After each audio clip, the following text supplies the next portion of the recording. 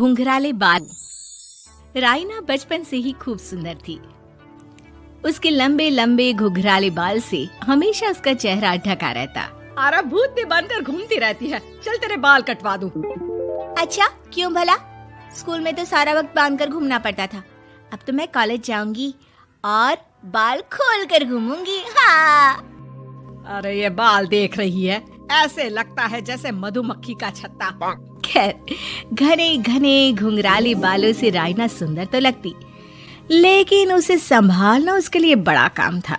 माँ, अरे माँ, शैम्पू खत्म हो गया है। इस बार वो वाला लाना ना, जो घुंघराले बालों को और बाउंसी बनाता है।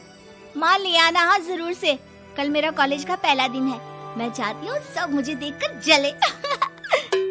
अगले दिन राइना कॉलेज पहुँचती है, जहाँ एक लड़का उसे छेड़ते हुए कहता है, अरे लगता है चाउमीन में सोया सॉस कुछ ज्यादा ही गिर गया। अरे मुझे तो चेहरा दिख ही नहीं रहा। लड़कियां भी राइना का मजाक उड़ाती है। अरे यार, ये कंगना की कॉपी करके कौन आया है? लोकल कंगना और कौन? राइना को सभी पर गुस्सा आता है, लेकिन वो कुछ नहीं कहती। स्कूल में तो बाल बंधे ही रहते थे, लेकिन कॉलेज में राइना एक लड़की से कहती है, हाय, मेरा नाम राइना है, मुझे आर्ट्स डिपार्टमेंट में जाना है। कहाँ से है रास्ता? अपने बाल हटा कर देखो, सामने ही बोर्ड लगा है। राइना को कॉलेज में भी दोस्त बनाने में दिक्कत आ रही थी। वो रोते रोते घर आ जाती है। माँ, मैं क्या करूं? आज तो सारा दिन लोगों ने न जाने क्या क्या बोलकर मेरा मजाक ही बना कर रख दिया। माँ प्लीज कुछ करो ना मेरे बालों का। मैंने तो पहले ही कहा था कटा दे, पर तू। अरे कटाने से क्या होगा, उल्टा जो थोड़े बांध कर ये इन्हें समेट सकती है ना, वो भी नहीं कर पाएगी। तो क्या मेरी कोई दोस्त नहीं बनेगी कॉलेज में, या मैं हमेशा लोगों के मजाक का ही शिकार होती रहूंगी? राइना जोर जोर से रोने लगती है। तभी उसका छोटा भाई आ जाता है और राइना के बालों के बीच एक पेंसिल छुपा देता है। तभी उसका दोस्त भी पीछे से आ जाता है। अरे ढूंढो ढूंढो, कहाँ है पेंसिल? मैं नहीं बताऊंगा। दोस्त काफी कोशिश करता है, लेकिन उसे पेंसिल नहीं मिलती। वो वहाँ से चला जाता है। थैंक्स दी, आज आपके बालों ने तो मुझे बचा ही लिया। अच्छा, बहुत दिनों के बाद बालों को लेकर कुछ अच्छा सुनने को मिला। मुझे भी पहले लगता था कि मेरे बाल सबसे सुंदर है, लेकिन अब पता चला। अरे क्या पता चला, क्या हो गया? देख, किसी भी चीज के ना दो पहलू होते हैं। या तो तुम बालों से ही लोगों का मन जीतो, या फिर रोती रहो। अब ऐसे घने बाल तो तुम्हें भगवान ने दिए हैं। राइना को पिता की बात समझ में आ जाती है। वो सोच लेती है कि जिन बालों के कारण वो कॉलेज में एक भी दोस्त नहीं बना पा रही है, उन्हीं बालों से वो दोस्तों की लाइन लगवा देगी। अगले दिन कॉलेज में डेस्क में राइना बालों को आगे कर लेती है और लोगों को लगता है कि राइना का चेहरा पीछे है, लेकिन राइना घने घुंघराले बालों को हटाकर हंसने लगती है। देखा मेरे बालों का कमाल, इससे मेरा चेहरा भी नहीं दिखता और मैं चलती क्लास में सो भी सकती हूँ। सभी राइना को देखकर हंसने लगते हैं। क्लास में परीक्षा चल रही होती है, तो राइना अपने बालों में चीटिंग के पेपर छुपा छुपा कर आसपास के बच्चों की मदद भी कर देती है, जिसके बाद से तो राइना क्लास की हीरोइन बन जाती है। वाह राइना, तेरे बाल तो बहुत कमाल के हैं। मैं तो इन्हीं के कारण पास हो गई। और पता है, मैं तो अपने काम का सामान राइना के बालों के बीच में ही फंसा देती हूँ। जैसे जैसे काम होता है वैसे वैसे इस्तेमाल करती हूँ। अब तो क्लास में हर कोई राइना के साथ बैठने की जिद करता। राइना में इसे लेकर घमंड आ जाता है। उसे लगता है कि वही क्लास की सबसे डिमांडिंग लड़की है। फिर एक दिन, मैं इस कॉलेज में नई नई आई हूँ, क्या आप मेरी दोस्त बनेंगी? मैं? ओह सॉरी, मैं इस क्लास की सबसे डिमांडिंग लड़की हूँ।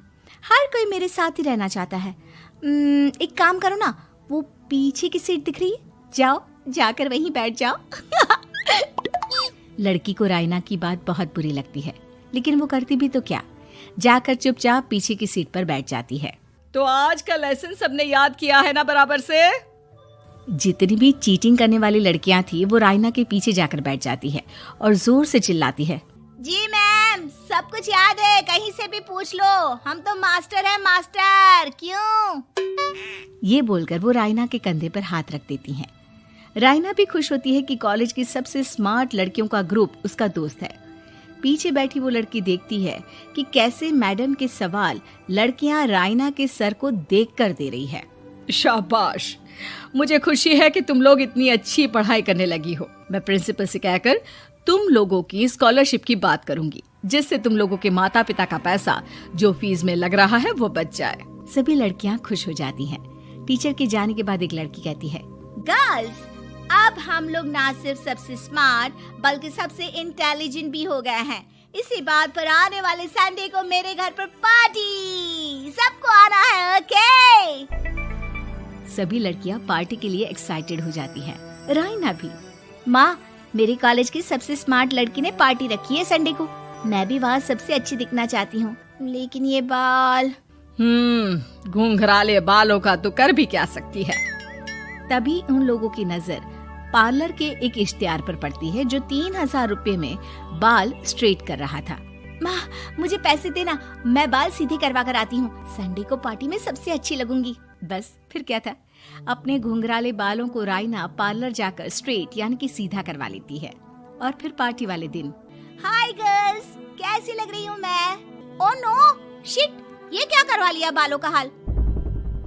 और जिसके घर पार्टी थी वो लड़की, अरे ये क्या करवा लिया? तुम्हें मालूम नहीं है, जिस बालों में चीटिंग रखकर हम लोग टीचर के अगर इम्प्रेशन जमाते थे, उन बालों को तुमने। अरे हमें तो स्कॉलरशिप भी मिलने वाला था, अब तुमने बाल सीधे करवा लिए। अब तुम हम लोगों के लिए किसी काम की नहीं हो।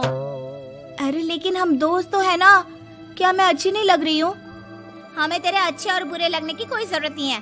हम लोगों को तेरे बालों से फायदा था, अब वो नहीं है तो हम तेरे दोस्त भी नहीं है। जा जाकर बाल वापस घुंघराले करके आ, तभी तो हम लोगों की दोस्त बन सकती है। रायना रोते रोते घर आती है और माँ को सारी बात बता देती है।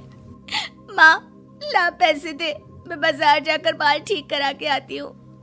लेकिन माँ, मुझे ये बाल बहुत अच्छे लग रहे हैं, काश ये बाल मैं पहले ही सीधे करवा लेती। देख बेटा, पैसे तो मैं तुझे दे दूं, लेकिन वैसे बाल करके तू फिर ऐसे दोस्त बनाएगी जो तेरे साथ मतलब के लिए जुड़े हैं।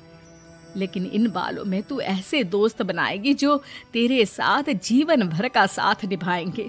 रायना को माँ की बात समझ में आ जाती है।